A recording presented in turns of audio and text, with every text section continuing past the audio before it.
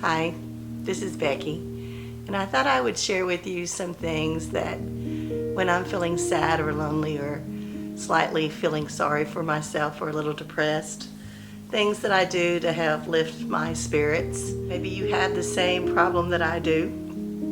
I'm single, a widow, been a widow for over a decade, and I'm lonely a lot. I live by myself. I'm in my early 60s. And I do have lots of friends. Friends aren't the problem. My problem is motivation. So I thought I would share with you some things I do to help motivate myself when I am feeling sad and lonely. And it happens more often than you might think. And I don't know if you're single, if you're married, whatever, young or old. But one of the things that I think helps when I'm feeling very sad, nothing makes me feel worse than living in a dirty house. So my number one tip would be to make sure that you keep your house clean. And whether it's your kitchen or your bedroom, your living room, wherever you spend the most time, I would keep that clean. I'm one of these people who will let things not my house get really dirty, but cluttery. I will stack dishes on the cabinet and in the sink. I will leave clothes on my bed that should be folded. I won't vacuum. And I do have a cat, so cat hair tends to get around the floor. And so the first thing is clean your house. That will make you feel better. One, it gives you movement. Two, you just feel better when your environment is organized. The second thing that I would suggest, and it helps me when I'm feeling sad and lonely, is to do something for someone else. It doesn't have to be like a big gesture. It doesn't have to cost money. You could do something as simple as make cookies for your neighbor. Pick up limbs in your neighbor's yard. I like to work outside in the yard, so recently what I did was I cleaned the curbs in front of my house and my neighbor's house, and we had let those pine straw just build up over a year. And just over a few days, maybe 4 days, I went out there and I would just rake up the leaves and put them in a container and let the yard man come and pick them up, and then do it again. But do something for someone else. It can be anonymous. They don't even have to know that you did it. Just do something for someone else. There's something that's so self-gratifying when you help somebody.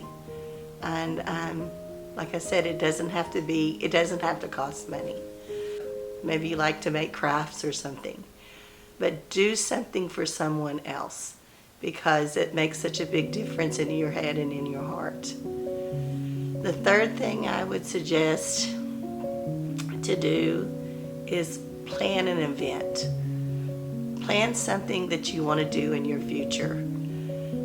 It could be planning a trip that you'd like to go on one of these days. It could be taking a road trip and just deciding the route you take. That's one of my favorite things to do, is to plan, like, do I want to go to Michigan? And I would plan my route out to Michigan and think about where I would stop and what I want to see, and I would investigate all the things that I could see there and along the way. And I might take that trip. Plan on what you'd like to eat, and you can do a solo trip, so you don't even have to plan like you're doing it with a person. But plan something that you would like to do in your future so that you have a motivation to look forward to. And so plan an event, something that you would like to do in the future. And it may not take it this year, but maybe you could do it another year. The fourth thing I would think to do is listen to music. listen to music, dance to music, something that brings back memories for you. Am a child of the 60s and 70s, so that's my favorite. Remember singing it on the radio, or my dad and mom playing it on the record. When I got my own radio and I'd listen to it in my room, or my own album. I also love listening to Christian music. It's very uplifting to me, and the message touches me. And so listen to whatever music that that just lifts your heart. Listen to some music. Dance if you like to dance.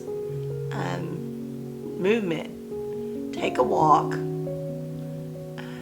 Taking a walk, getting the serotonin to your brain. The worst thing you can do is just sit in a room and do nothing but watch TV. I think TV has to be the worst thing that keeps the person lonely, is just watching TV continuously. I do that when I am sad and lonely. I will turn on the TV and just, it's really noise. And some part of time, sometimes I'm watching it and sometimes I'll fall asleep. But turn off that TV. Reach out to friends. We hardly ever call anyone on the telephone. But, no, see, that just aged me. I said telephone. We don't call anyone on their cell phones. We usually text. But if talking to someone is not something you want to do, text someone a sweet message. Lift somebody else up. So I am right now digging out a hole of loneliness. I have let myself kind of, I won't say I'm buried in it, but I can feel it. I can feel it, and thank God that I have a job to go to every day, Monday through Friday, and I go to church usually on Sunday. And so it's the evenings that get me, and anytime after work if I do not have something on my calendar. So I start saying, okay, I'm going to fill up my calendar with things to do, whether it's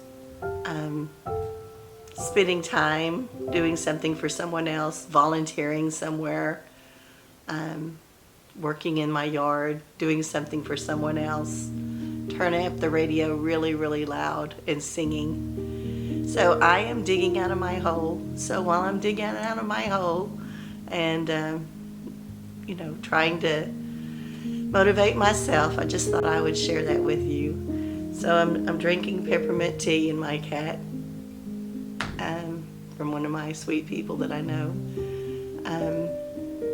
Peppermint tea and honey, because this chest stuff is getting me.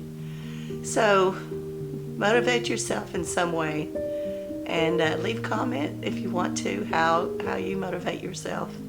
I'd really love to hear. So until later, Becky out.